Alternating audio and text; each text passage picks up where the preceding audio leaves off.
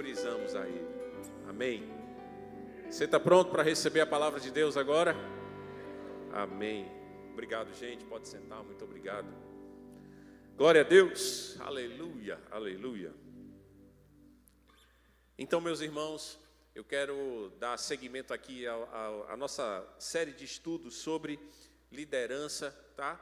E eu creio que se você tem colocado em prática o que você tem ouvido ao longo desses dias, você já deve estar vendo algum efeito daquilo que nós estamos compartilhando com você sobre a sua vida. Eu quero rapidamente recapitular com você o que já tratamos até aqui. No nosso primeiro dia, no nosso primeiro momento do Liderando como Jesus, eu tive a oportunidade de falar com você rapidamente um pouco sobre a autoliderança. Falei sobre a importância de nós autoliderarmos a nossa própria vida. E se você está desenvolvendo isso sobre você, eu quero dizer isso, meu irmão, a autoliderança vai te ajudar a você correr a sua carreira mais rapidamente e com mais efetividade. A autoliderança é o que nós chamamos na matéria do Rema, fruto do Espírito, sobre domínio próprio. Um bom líder precisa se autodominar. Em Provérbios está escrito assim: é melhor aquele que se domina do que um que conquista uma cidade.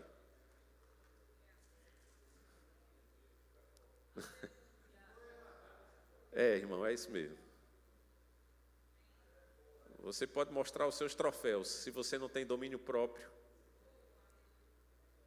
não faz muito sentido, pelo menos não para Deus. Amém? Então, autolidere a sua própria vida, desenvolva o domínio próprio em você, o fruto do Espírito, e isso vai causar muito, muito benefício na sua própria vida. Amém, queridos?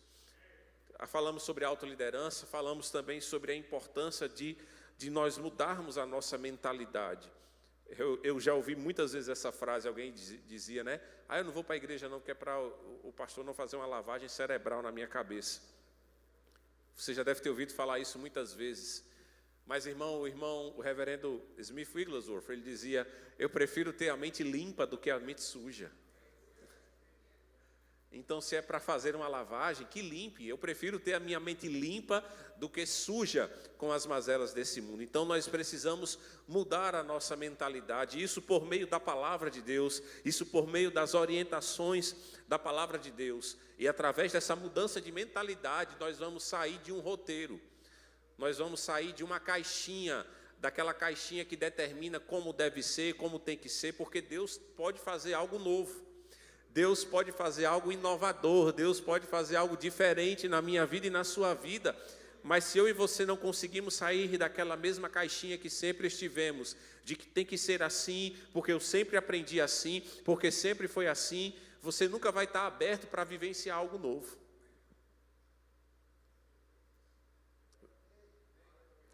E Deus continua fazendo coisas novas, irmão. Você conhece essa história? A Bíblia diz que Jacó se apaixonou por Raquel e então ele foi trabalhar para o seu sogro para conquistar o direito a levar Raquel com ele. E ele começou a trabalhar e a Bíblia diz que o fruto do seu trabalho prosperou a casa daquele homem, mas aquele homem usou eu vou chamar assim, de esperteza contra ele e começou a usurpar para si muito da prosperidade. E ele disse assim para Jacó: olha, vamos fazer o seguinte, as que nascerem malhadas você fica, as que não nascerem assim é tudo para mim. O que é que faz? Como é que se determina que o bicho vai nascer malhado ou não? Você já parou para pensar nisso? Como é que determina que um animal vai nascer malhado ou não? Mas aquele homem teve uma inspiração divina. Ele botou estacas pintadas onde elas se reproduziam. Você pode pensar, que homem inteligente. Não, irmão, não é inteligência natural que promove essas coisas, não. Você está batendo cabeça, mas um momento de consagração pode te dar uma inspiração que vai te fazer resolver tantos problemas. Estamos aí quebrando cabeça, marretando. Meu Deus, como é? E uma inspiração divina. Deus pode lhe dar isso num sonho. Deus pode lhe dar isso no momento de consagração. Agora a gente não quer parar para nos consagrarmos, não queremos parar para termos um momento de oração, de dedicação a Ele. Nos alimentamos sempre só de coisas naturais, né? Quando queremos ter momentos de lazer, a gente corre para uma televisão, a gente corre para as redes sociais. Você acha que vai surgir uma inspiração divina se alimentando só com o que é natural? Não vai, irmão. Mas quando eu e você nos aproximamos de Deus, nós estamos abrindo essa janela para que Deus libere inspirações. Existem recursos no seu coração para toda e qualquer situação, meu irmão. Você serve ao solucionador de todos os problemas, que é Deus. E há um estoque de solução de problemas no seu interior, mas eu e você precisamos extrair isso de dentro de nós. Isso não vai vir como eu posso dizer, isso não vai vir quando a gente está maratonando série, isso não vai vir quando a gente gasta o nosso tempo com tantas outras coisas, que às vezes são até lícitas, mas elas não vão produzir o resultado que a gente espera. Mas quando eu e você nos dedicamos ao Senhor, nós vamos extrair, e isso vai gerar em nós uma inspiração de algo que você nunca fez. Mas quando a gente está preso naquela mesma coisa, mas eu não sei, eu nunca fiz isso, eu nunca fiz assim, eu nunca pensei que poderia ser assim. Quando você está aberto ao Senhor, Ele vai colocar você em lugares novos, em situações novas, para você aprender coisas novas. Amém, queridos? Então não se acostume com a sua vida, não se acostume com o poder de Deus. Eu já sei, quando começa a tremer a minha mão, é o poder de Deus. Você sabe que Deus pode fazer uma coisa nova. Às vezes a gente está muito acostumado com as coisas de Deus. Não, eu já sei, hoje vai ser sobre liderando como Jesus. Não, irmão, Deus pode fazer algo completamente inusitado aqui. Mas nós precisamos ter expectativas nessas coisas. Mudar a nossa mentalidade, permitirmos sermos moldados por Deus. Amém? Tati falou rapidamente aqui sobre que a liderança não tem a ver conosco. A liderar não tem a ver com a nossa própria vida. Liderar tem a ver com aquilo que nós podemos promover na vida de outros por meio da inspiração divina. E nessa manhã eu quero falar rapidamente sobre, se eu posso colocar um tema, o tema seria assim: o que você precisa saber, parte 1. O que você precisa saber sobre liderança? O que você precisa compreender sobre liderança? Obviamente que isso é um tema, eu diria, muito abrangente, mas eu quero começar falando sobre você no seguinte ponto: o que liderança não é?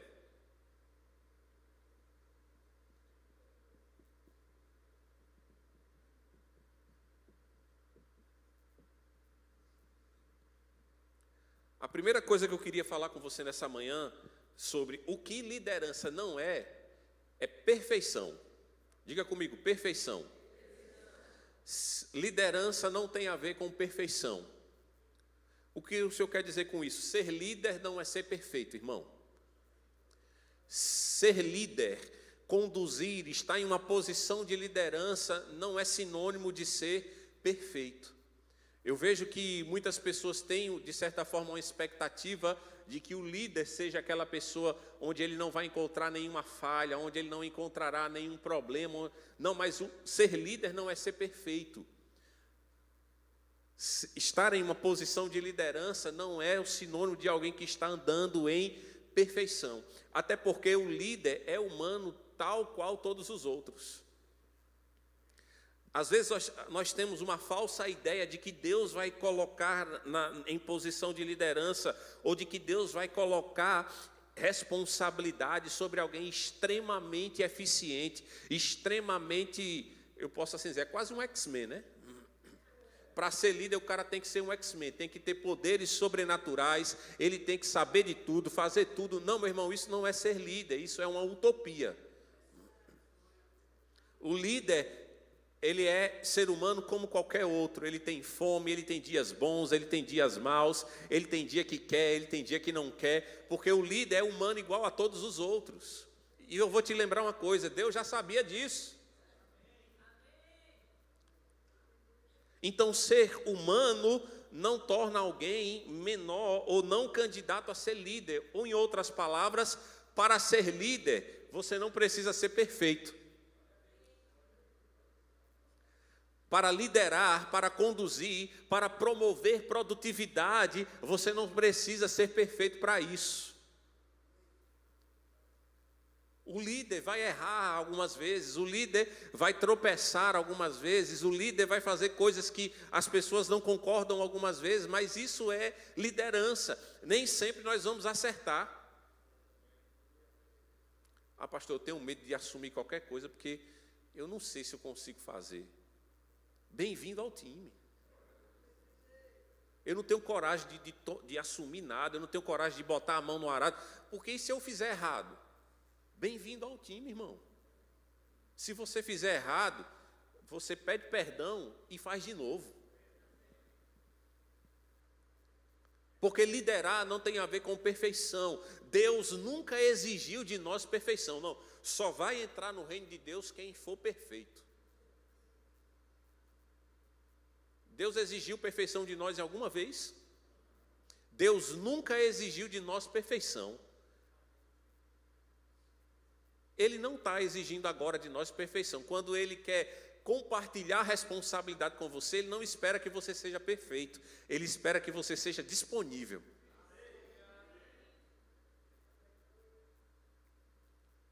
Então, meu irmão, que isso ajude você a tirar esse rótulo de que o líder tem que ser perfeito, de que o líder tem que ser aquele X-Men sobrenatural, aquele homem exemplar, aquela mulher exemplar que sabe falar certo na hora certa. Não, não tem que ser assim não, irmão.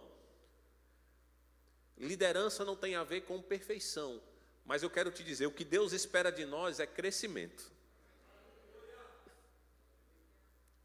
Deus não vai exigir de mim e de você perfeição, mas Ele espera, há uma expectativa divina que eu e você, em termos de, não só em termos de liderança, mas eu estou falando de liderança, há uma expectativa de que haja uma evolução na nossa vida.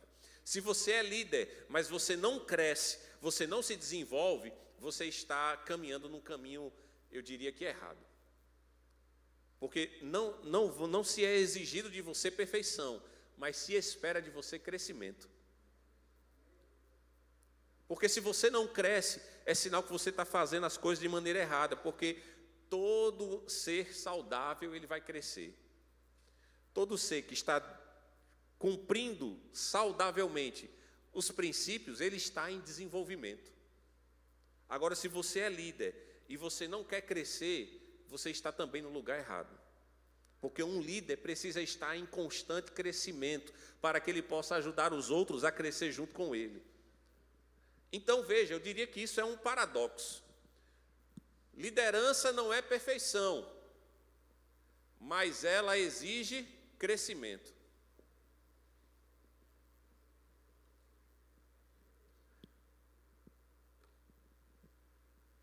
Eu me sinto muito aliviado em saber, Deus não espera de mim perfeição, porque no exercício da liderança nós vamos errar.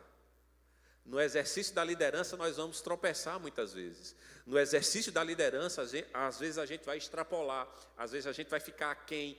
Mas isso não é um demérito para que você não assuma responsabilidades que Deus tem para você. Irmão, quando eu estou falando de perfeição, ou melhor, quando eu estou falando do contrário de perfeição, dizendo que você para ser líder não precisa ser perfeito, estou falando que líder falha, que líder tropeça. Eu não estou me referindo aqui a pessoas que estão tentando enganar as outras, sendo charlatão. Eu não estou falando de pessoas, por exemplo, eu não estou falando que o cara pode roubar e ter a vida que ele quiser e vai continuar sendo líder. Não é disso que eu estou falando. Você está aqui comigo? Eu não estou falando de pessoas enganadoras, pessoas que estão tentando passar a perna nas outras, assume uma posição, assume eu diria que uma máscara para tentar enganar outras. Não, eu estou falando das pessoas normais, amém? Eu estou falando de pessoas sinceras que querem assumir responsabilidades, mas elas são falhas.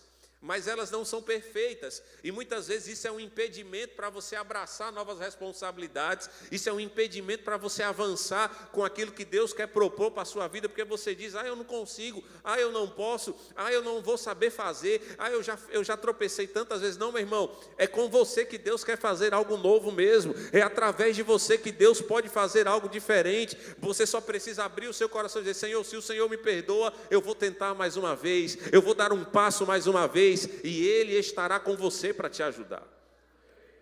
Amém? Eu quero que você abra comigo a sua Bíblia, lá no livro de Êxodo, capítulo 3, por favor. Livro de Êxodo, capítulo 3. Talvez você olhe para alguns grandes líderes na Bíblia e você veja o resultado fantástico que eles tiveram. Mas eu vou dizer para você, irmão, se você estivesse com eles no começo, você talvez não escolheria eles para liderar nada. E eu quero começar mostrando esse exemplo para você. Êxodo capítulo 3, eu quero falar rapidamente sobre o exemplo de Moisés. Êxodo capítulo 3, versículo 1, a Bíblia diz assim: E apacentava Moisés o rebanho de Jetro, seu sogro. Uma boa dica aí, tenha um bom relacionamento com seu sogro, viu, irmão? Obrigado pelo amém. E apacentava Moisés o rebanho de Jetro, seu sogro, sacerdote em Midian, e levou o rebanho atrás do deserto, e veio ao monte de Deus, a Horebe. Apareceu-lhe o anjo do Senhor em uma chama de fogo, no meio de uma sarça, e olhou, e eis que a sarça ardia no fogo, e a sarça não se consumia. Moisés disse: Agora me virarei para lá e verei esta grande visão, porque a sarça não se queima. Verso 4. E vendo o Senhor que se virava para lá a ver, bradou Deus a ele do meio da sarça e disse: Moisés, Moisés. E ele disse: Eis-me aqui. Não te chegues para cá, tira os teus sapatos e teus pés, porque o lugar em que tu estás é terra santa. Eu vou pular um pouco, vou encurtar a leitura, porque a hora já vai bem avançada, mas aqui nós estamos vendo o momento onde Deus chamou claramente Moisés para liderar o povo de Israel da saída do Egito. Deus chamou aquele homem para ser o líder, através de quem Deus iria conduzir o povo à terra prometida. Amém? Você conhece, eu vou dar um resumo para você do histórico de Moisés até aqui agora. Nascido de linhagem hebreia, mas foi criado pelo rei do Egito no palácio, já havia matado um egípcio, estava ali fugido de toda aquela situação que estava, ele já sabia, ele já tinha essa inclinação no coração de que Deus iria fazer algo com ele para salvar, para ajudar os hebreus, mas ele havia fugido. Qualquer semelhança não é mera coincidência. Ele havia fugido do que Deus havia colocado no coração dele, já havia feito besteira, havia inclusive tirado a vida de alguém, mas Deus estava batendo na porta dele de novo. Você recebe um currículo na sua empresa, já pensou? Preso por isso, fugitivo. Você talvez não pensaria em botar. E eu não estou dizendo que está errado em não pensar não, viu? Eu só estou dizendo para você que Deus usa os improváveis mesmo.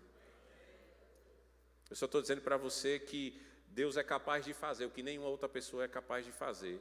E promover na sua vida coisas a que você mesmo está fugindo dela. Mas continua comigo, porque aqui Deus está falando com esse homem. Eu quero que você vá comigo agora. Vamos para o capítulo 4, versículo 1. Deus já havia falado com Moisés, Moisés já havia dado algumas respostas. No capítulo 4, versículo 1, a Bíblia diz assim: Então respondeu Moisés e disse: Mas eis que não me crerão, nem ouvirão a minha voz, porque dirão: O Senhor não te apareceu. E o Senhor lhe disse: O que é isso na tua mão? Ele disse: Uma vara. Então ele disse: Lança ela na terra. Ele a lançou na terra, ela tornou-se em cobra, e Moisés fugiu dela. Então disse o Senhor a Moisés: Estende a mão e pega-lhe pela cauda. Ele pegou pela cauda, e ela tornou-se uma vara. Quantas vezes a gente não está discutindo com Deus? Não dá certo. eu não posso, eu não tenho, eu não consigo, não vão me escutar, eu não sei nem como eu vou falar. A gente fica discutindo, e às vezes, irmão, quando eu falo isso, você não precisa estar diante de uma sarça ardente discutindo essas coisas, não. É na sua própria cabeça que você fica debatendo. Mas, vai, para que o pastor me convidou para aquele negócio? Por que é que estão...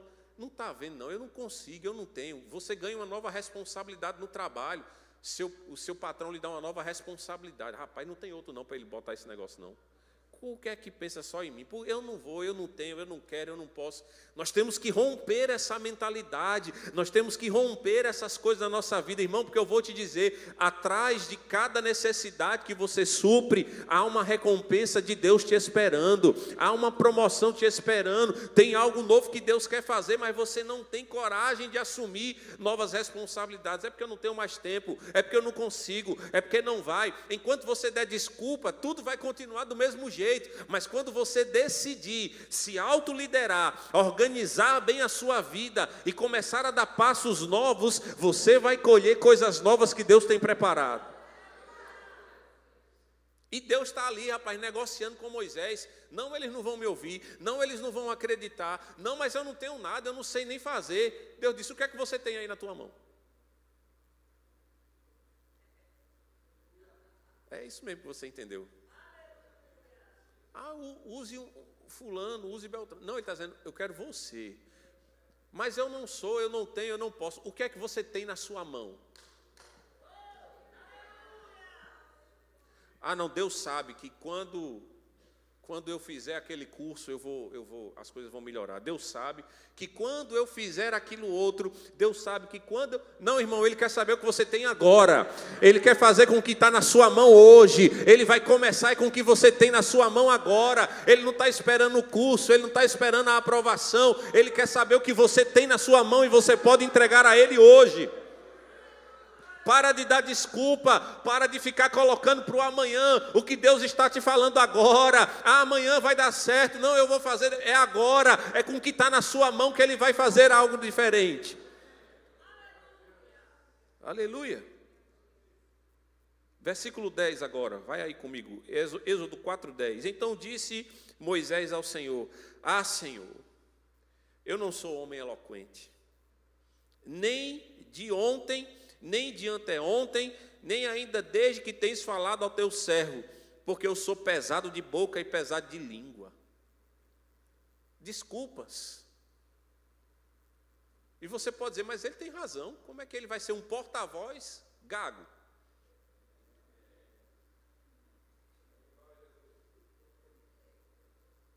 Mas ele tem razão, como é que ele pode fazer algo se ele tem a dificuldade, irmão?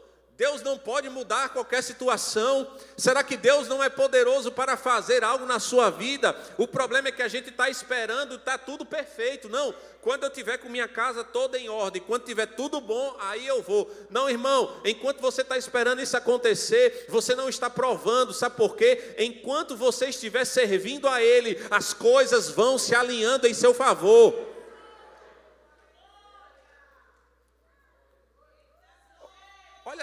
Olha Deus, parece ironia. Deus chamou um gago para ser um porta-voz, irmão. Você não escolheria alguém desse jeito. Você é mais sábio do que Deus?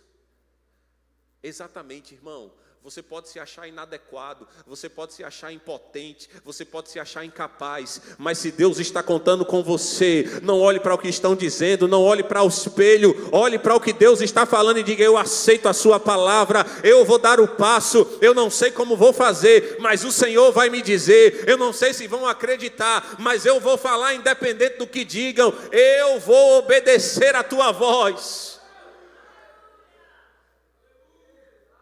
Aleluia. Irmão, eu vou te ensinar algo nessa manhã. Deus não chama desocupado.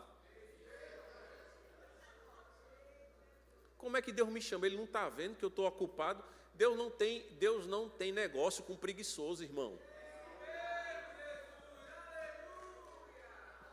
Não, quando eu tiver de tempo integral, aí eu vou servir a Deus. Nunca vai entrar em tempo integral. Nunca. Eu estou sendo sincero, Se você tem essa mentalidade de que você só vai conseguir ter mais tempo de comunhão com Deus quando você estiver em tempo integral, meu irmão, você está enganado.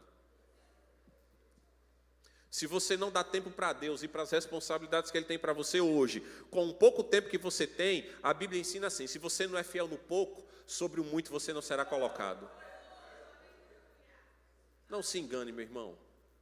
É com o pouco que você tem que Deus pode fazer grandes coisas. É com um pouco de tempo que você tem, mas feito com excelência, feito com dedicação, Deus vai transformar o pouco que você tem em resultados sobrenaturais. Deus vai transformar o pouco que você tem, mas é o que eu tenho, é 15 minutos que eu tenho, mas eu estou entregando ele ao Senhor. Ele vai transformar isso em tanta produtividade, meu irmão, que você vai ver que em 15 minutos você vai resolver muita coisa. Agora, se a gente só fica, eu não tenho tempo, eu não posso, eu não tenho, nada acontece. Moisés estava aqui discutindo com Deus.